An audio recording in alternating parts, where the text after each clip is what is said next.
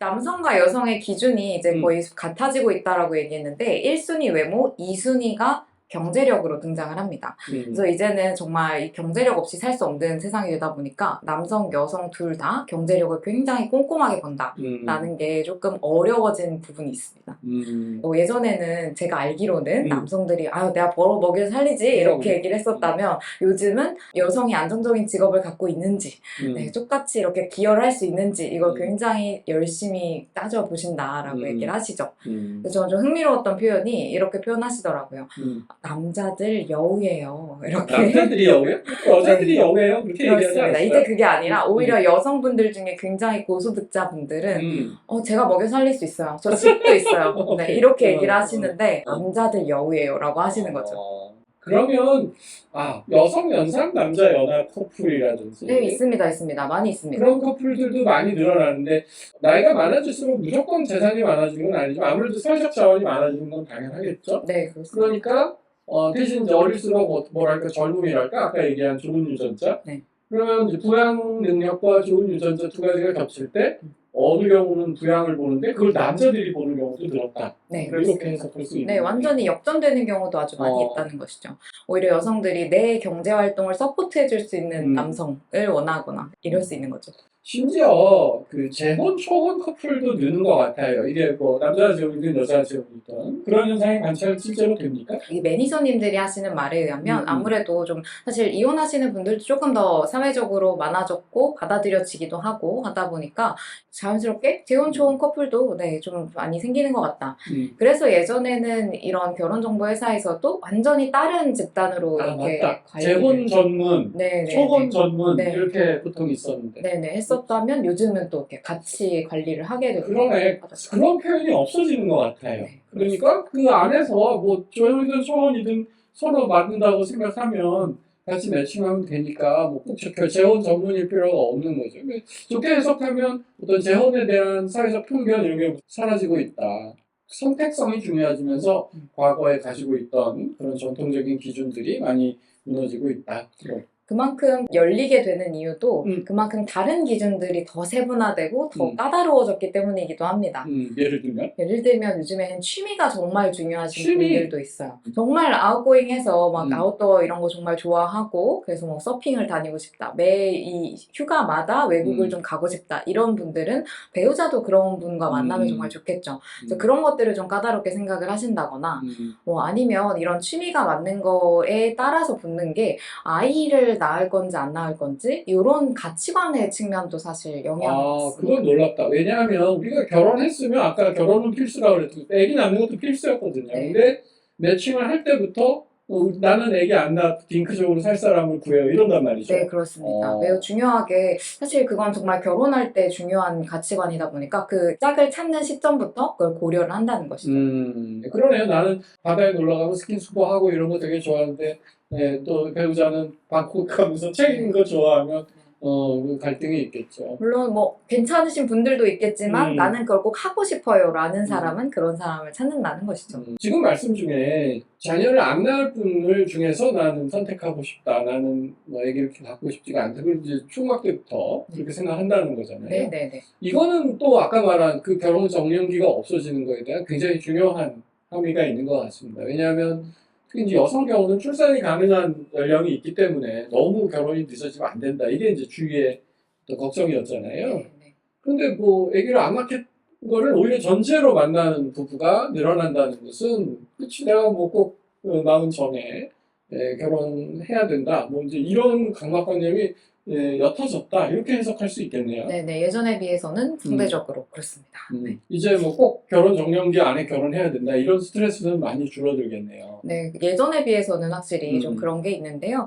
확실히 그만큼 나는 아이를 낳고 싶어 하시는 분들은 미리미리 준비를 또 한다는 것이죠. 요즘 젊은 분들 중에는 냉동 난자라고 하죠. 이렇게 미리 건강한 시절에 좀 준비해 놓는 분들도 많이 계시다고 하고요. 그래서 남성분들도 아이를 생각을 하고 있다면 또 그런 여성분들을 또 찾는다라고 이야기를 합니다. 준비된 분 계시냐? 네네네. 그럴 정도로 결혼 정년기를 내가 선택해서 완벽한 상대가 나타나지 않으면 내 결혼하지 않겠다는 주관성이 되게 강해졌구나 그런 생각이 듭니다. 이 결혼에서 되게 중요한 것 중에 하나는 부모님의 역할이거든요. 네, 그렇습니다. 요새 그럼 부모님들은 어떻게 좀 변했나요? 네, 확실히 부모님들의 역할, 부모님들의 개입이 많이 줄어들고 있다라는 줄어들었다. 것입니다. 왜냐하면 이 당사자들의 선택이나 취향이나 이런 기준들이 명확해지다 보니까 오히려 제가 경제력을 갖추고 제가 할게요. 이렇게 얘기를 하면서 오히려 부모님들이 개입하는 걸 조금 원치 않는 분들도 많으시고요. 실제로 결혼정보회사에 찾아오시는 분들도 이렇게 내가 직접 내 짝을 찾고 싶다라고 해서 오시는 분들이 오히려 많아졌고요. 옛날에는요, 결혼정보사에 부모님이 가서 대리로 이렇게 등록시키고, 뭐, 너 나가봐, 뭐, 막 이제 이런 경우도 있고, 우리 영화 같은 거 드라마 보면, 둘은 너무 사랑하는데, 막 부모님들이 반대해가지고, 이 결혼 내가 안 된다, 그러고, 그런 얘기들은 다 옛날 얘기가 돼가고 있는 거네요. 네, 그렇습니다. 그리고 뿐만 아니라 중요한 게 부모님이 이제 결혼할 때 그 개입하는 것도 그렇지만 이 문화라는 게 굉장히 중요한 요소입니다. 그래서 우리 집은 정말 자주 만나고 뭐 가족 행사도 많고 그래서 배우자도 그런 사람을 만나기를 좋아하는 사람이 있고요. 반대로 난 정말 우리 둘만 잘 살았으면 좋겠고 부모님 별로 안 만났으면 좋겠고 이런 분들은 또 그런 분들끼리 만나는 게 또 목표죠. 주말마다 친구들 자녀 결혼식에 많이 가거든요. 네. 결혼식 날까지 자기 사위가 어느 대학 나왔는지 모르는 친구 있었어요. 묻지 않았대요. 그리고 딸한테도 묻지 않았대요. 그래서 자기들 결혼하는 건데 내가 걔가 무슨 대학 나왔는지 무슨 상관이 있냐. 그렇게 얘기하는 거 보고 진짜 옛날하고 정말 달라졌구나 그런 생각이 들어요.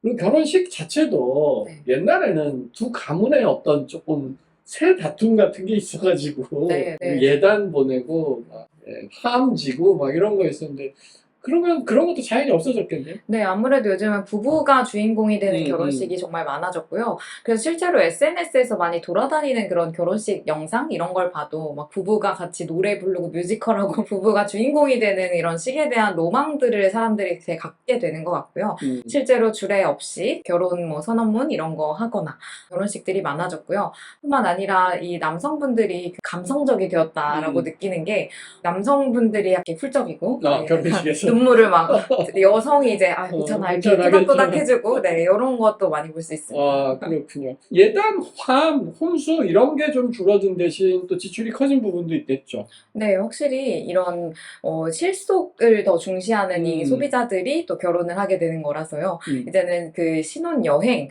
이때 아니면 또 언제 길게 여행을 가냐라고 하면서 이런 여행에 좀 힘을 쏟는다거나 혹은 나중에 결혼해서 살림에 어떻게 쓸까라는 그런 뭐 집이나 이런 거에서 이제 요즘은 반반 결혼이라고 하죠. 그래서 힘을 합쳐서 우리가 이제 가뜩이나 집 사기도 어려운데 이런 데 보태자라고 하시는 분들이 많죠. 그래, 그거는 부동산 가격이 워낙 오른 그런 이유도 있는 것 같아요. 예전에 뭐 남성이 집을 장만하고 주거지를 장만하고 여성이 뭐 그 안에 들어가 혼수를 한다 뭐 이제 그런 느낌이었는데 그렇게 할 수 있는 부동산 가격이 아니죠. 그러니까 이제 같이 하면서 다른 걸 아끼자. 프로포즈는 보통 어떻게 해요? 사실 프로포즈는 거의 요즘 상품으로 많이 있어가지고요. 진짜? 네네네. 그래서 이렇게 아예 패키지처럼 뭐 이렇게 호텔 룸 빌려가지고 꾸며주고 뭐 이렇게 호화판 이런 게 많아서 좀 비판도 많이 있는데요. 네, 그만큼 그런 것도 팍 사진 찍어서 자기 인스타에 올려서 사진이 필수죠. 네, 사진을 위해서 하는 거죠, 사실. 네. 소셜 미디어가 문제인 게 그런 결혼이 그렇게 못할 거면 나 결혼 안 해. 지금 그런 문화를 만드는 게 아닌가? 자, 그러면 그렇게 결혼을 했어. 자, 그러면 이제 어떤 또 결혼 생활을 해야 되잖아요. 이게 사실 더 중요한데. 이게 옛날하고 뭐가 또 달라진 게 있나요? 무엇보다 변화는 이제 육아에 적극적으로 참여하는 아버지들, 남편들이 많아졌다라는 게 있습니다. 고용노동부가 이렇게 조사한 바에 따르면 2023년 한 해 동안 육아휴직자 전체 사용자 중에서 남성의 비율이 28%로 많이 올랐다고 해요. 이게 2016년, 7년 전이랑 비교를 했을 때 그때는 8.7%밖에 안 됐거든요. 그래서 전국에 7,600명이 좀 넘었습니다. 정말 귀한 사람들이었는데 작년에는 3만 명이 넘을 정도로 많이 증가를 했습니다.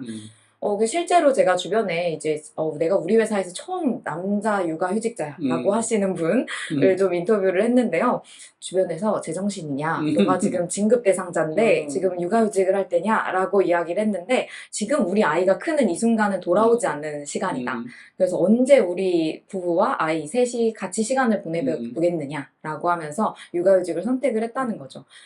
네, 그건 직업관의 변화하고도 조금 관계 있는 그 옛날에는 내가 이 회사에서 정년하고 네, 또 이 회사에 승진해서 임원되고 사장되고 몸을 여기 뼈를 묻겠다. 맞습니다. 그러니까 이제 뭐 감히 육아휴직 지금 진급이 코앞에 있는데 육아휴직 쓴다 이런 생각이 없는데 지금 이 회사가 내가 평생 여기다 할 거다 이런 생각하는 친구들이 많이 줄어들면서 네, 네. 예, 오히려 뭐 육아휴직 쓸 때 쓰고 맞습니다. 뭐 내가 필요하다면 또 부르겠지 뭐 이제 이런 좀 생각들이 유연해진 것 같아요. 그리고 제 주변에 봤을 때 남성분들이 오히려 스스로 남성 육아휴직 의무해야 돼 라고 얘기를 합니다. 조직의 이런 눈치 때문에 못하니까요. 네, 그렇습니다. 의무화를 시켜야 눈치 보지 않고 나도 육아휴직을 육아휴직 쓸 수 하지 있다. 라고 얘기를 하는 것이죠. 생각이 있군요. 저도 개인적으로 주변에서 뭐 자기 뭐 아들이나 딸이 나이가 많이 찼는데 좋은 섹시 있으면 또는 좋은 신랑감 있으면 좀 찾아달라 그런 지인들 얘기를 많이 들어요. 그런데 요새 뭐라고 하냐면 결혼정보회사 가세요. 취미와 외모와 경제력과 모든 것이 다 딱 맞는 사람을 딱 선택하기 전까지는 나는 결혼 안 한다.